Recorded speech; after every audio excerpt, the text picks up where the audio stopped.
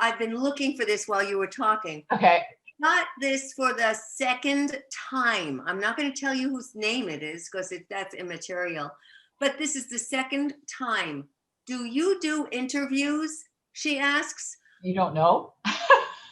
Straight off the bat. She has no idea what I do. But then I mean, are you interviewing or interviewer? Or I can't. That question could be taken a couple ways. For one thing, which I don't like it for that. But go ahead. Dear Dr. Carl. Oh, I have not you're been known.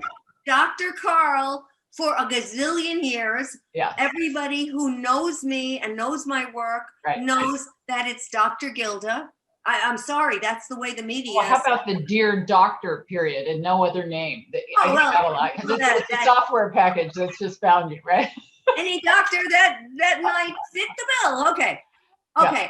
I'd love to have you come talk to my audience preemptively about having deep, meaningful relationships while building a business. Okay, that's so far.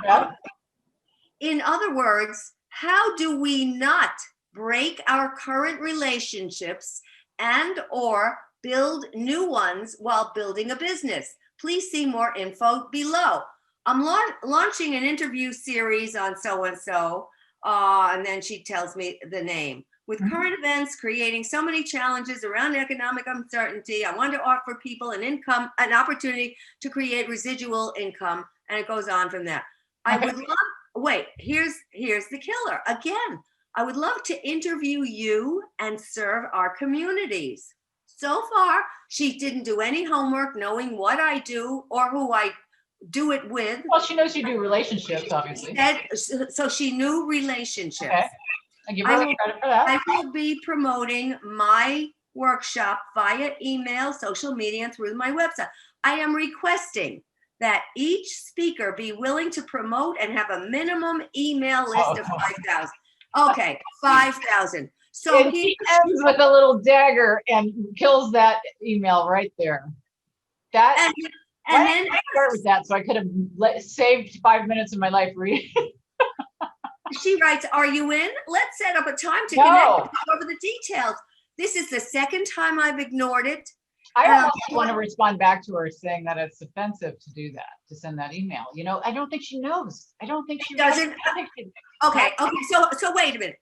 Is it our job to be the teacher and preacher for these? No, but I don't think she gets it. She's probably making a lot of people irritated by putting that in there. And well, she sent this to me twice without hearing me say yes or no the first time, or please stop contacting me. Well, here, what she doesn't recognize is what that says is, I want to use you to get to your people, and it's just so insulting to do that. You're not caring about anybody but yourself when you say a comment like that.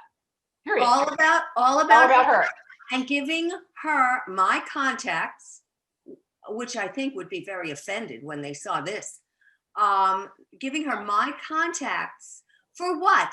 An opportunity to appear on this person, whoever this is.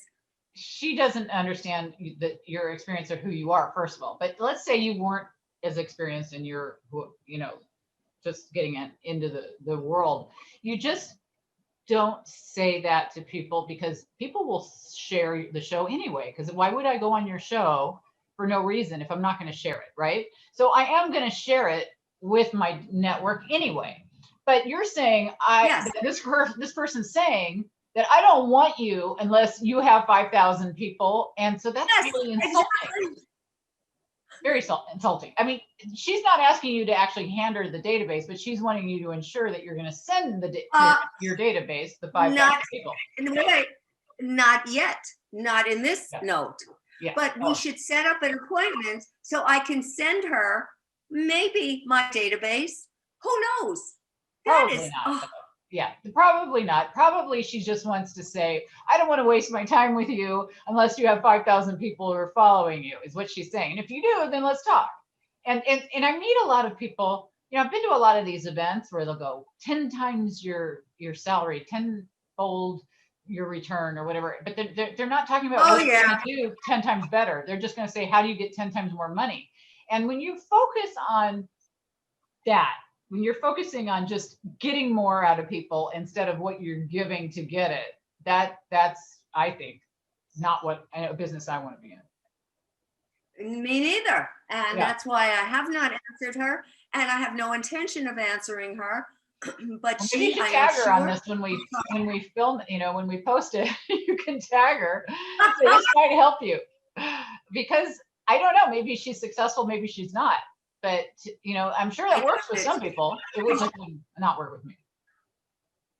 If she were successful, she would not be sending out this note. I meet a lot of successful people who send some stuff like that. I meet them all the time, but there's a I don't believe they. Okay.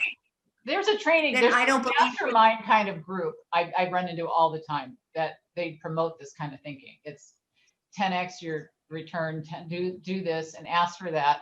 And they all have a certain success, because just like with any kind of sales, if you get to the right person, it's going to work, right? So maybe she doesn't care that you're not the right person, and maybe she throws it at the wall and sees what sticks. But to me, I wouldn't want that quality. I wouldn't want that reputation of somebody who would do that. That's just me. That's idea who this woman. If the woman had started off, well, first of all, I'm not ever doing anything like this. But if she had started off with, "Hi, my name is Jane Smith, and I do this, and this has been my experience, and at least give me some information on you. I never met her. I never heard of her. And she is trying." Okay, you have to hand it to her. She's trying on her own to get out there, but she is using people for what they can bring to her, rather than suggesting that she's creating this workshop for the community that she holds in such high regard. Yeah. The whole thing makes me turned off. It's just a turn off. There's a lot of people who don't really use the social media connections well, but they look at it. I've gotten a lot more recently who have contacted me saying what they want to do to help me or whatever in their introductory email, and right off the bat, that's a kiss of death for me. I say yes to almost anybody, but if you start selling me before I've even known you, even I'm not going to go that direction, because I don't want to do that. And I think that people do a lot of that. But it goes back to my EDM formula. Dialogue. I mean, you get to know somebody, and then finally with your monologue, your sales pitch. You don't just, "Hey, buy this. I can help you with that." How do you even know I have a need in that arena?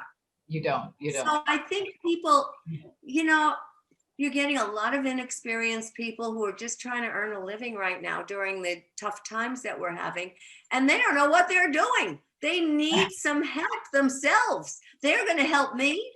Or these Tony Robbins lookalikes. Oh my God.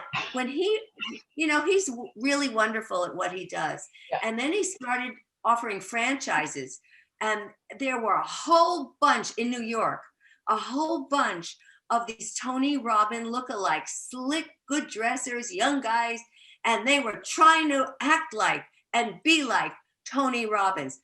There is only one. When Judge Judy came on the air, I watched her whole trajectory. When Judge Judy came on the air, she was so successful. She was brilliant in her success. And then there was one judge show, another judge show. Well, now there is a humongous number. A different word in that case. Well, you used to call it Me Too when you're in sales, you know what I mean? Which it's changed its meaning in this market. But when you have the same product as somebody else, you become a Me Too in the respect that you're just another thing trying to do the same thing as the original thing that was so great, right? And is it funny that you mentioned Tony Robbins and Judge Judy, because I saw both of them. I was about 10 feet away from both of them on two different occurrences on stage. And he's as big as she is tiny. And that's right. She's very tiny. She's the tiniest thing. She's like, I don't even know if she's 5 feet tall. She is tiny. and she was Yeah. so, they were both great though, when I saw them, and you look at them and you go, But, yeah, but notice what's happened. Judge Judy, her show has sustained itself until she decided to pull the plug, and not until after she already set up some other judge shows. So she's getting her residual income and whatnot. But there is only one Judge Judy, and many of these shows that started as additional judge shows are off the right, air. yeah, And she has sustained herself. I saw the same exact thing when Ricky Lake went on the air many years ago in talk show history. She was on, she was young, she was appealing to a new demographic that television had not known. And so one after another, young people came on and tried to do Ricky Lake. They were unsuccessful too, and she went off when she was ready to go off. there's But there's always going to be you, imitations of what's you, popular. but you cannot be a me too. You just can't be a me too anywhere. And when they're and to take this round circle to where we started with the one sheet, one size does not fit all. One sheet does not fit all. No. One person has to change the pitch and the tone for every different audience. Very important to know. And here we get back into style flexing again. Definitely, definitely.